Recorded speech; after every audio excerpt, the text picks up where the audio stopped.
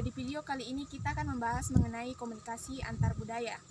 Nah, berbicara mengenai komunikasi antar budaya, tentu tidak asing lagi bagi kita yang namanya komunikasi. Nah, komunikasi merupakan suatu proses penyampaian informasi antar individu ataupun kelompok dengan makna atau tujuan yang ingin disampaikan. Nah, di dalam kehidupan sehari-hari kita tidak terlepas lagi yang namanya komunikasi, baik itu dengan teman sebaya maupun orang lain, atau bahkan kita seringkali bertemu dengan orang yang berbeda budaya, suku, ras, dan agama. Nah, baik pada hari yang cerah ini saya ingin memberikan sedikit tips untuk berkomunikasi agar komunikasi yang kita lakukan dengan orang yang berbudaya lain agak lebih terkesan menarik. Nah, yang pertama yaitu untuk menjalin hubungan dengan suku lain atau budaya lain, kita harus menjadi komunikator yang efektif. Nah, karena hubungan dalam konteks apapun, baik itu keseharian, pendidikan, ataupun politik, harus dilakukan melalui komunikasi. Untuk menjadi komunikator yang efektif, nah maka kita harus mengetahui atau memahami apa yang dimaksud dengan komunikasi. Bagaimana sih komunikasi itu bekerja? Kemudian kita harus memahami bagaimana prinsip dasar dalam komunikasi. Nah, kemudian tips yang kedua ini kita harus mengerahkan pikiran bahwa kesalahpahaman atau konflik yang terjadi antar berbagai budaya, ras, suku, agama di Indonesia maupun budaya-budaya yang ada di dunia lainnya itu tidak terlepaskan atau tidak terhindarkan. Baik, jadi seperti yang saya sampaikan tadi bahwa komunikasi adalah suatu penyampaian informasi. Nah, jadi dalam komunikasi ini, penyampaian ini bisa dikemas dalam bentuk kata-kata atau disebut dengan verbal.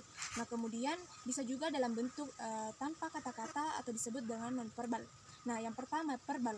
Nah, verbal ini merupakan suatu penyampaian informasi dalam bentuk kata-kata, baik itu secara tulisan maupun tertulis. Berikut adalah contoh dari komunikasi verbal.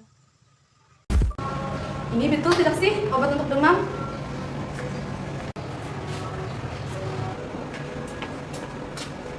Nah, ada Helwa tuh. Aku tanya sama dia aja deh.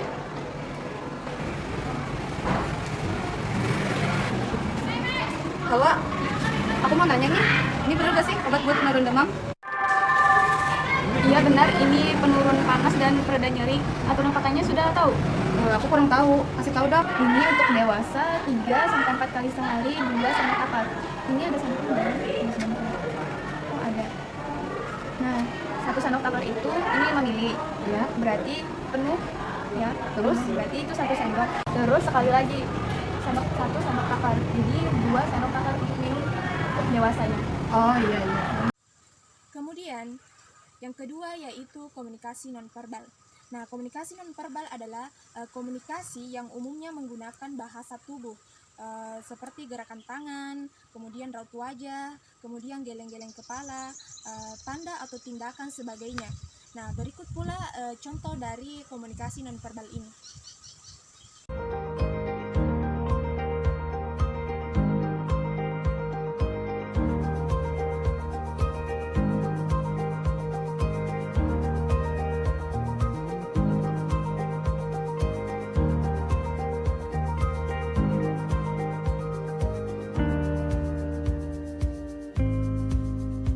Komunikasi antar budaya ini sangatlah penting teman-teman agar tidak terjadi yang namanya miskomunikasi atau terjadi kesalahpahaman di antara banyaknya perbedaan budaya, terutama di negara kita, negara Indonesia, yang kita ketahui bahwa Indonesia di sini memiliki banyak sekali perbedaan budaya, baik dari segi bahasanya maupun perbedaan kulitnya.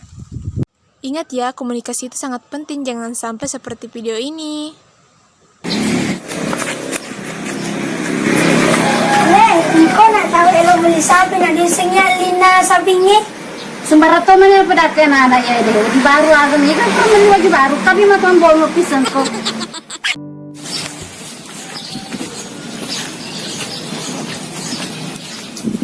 Kalau namu lebih wana malaling mana pedakai.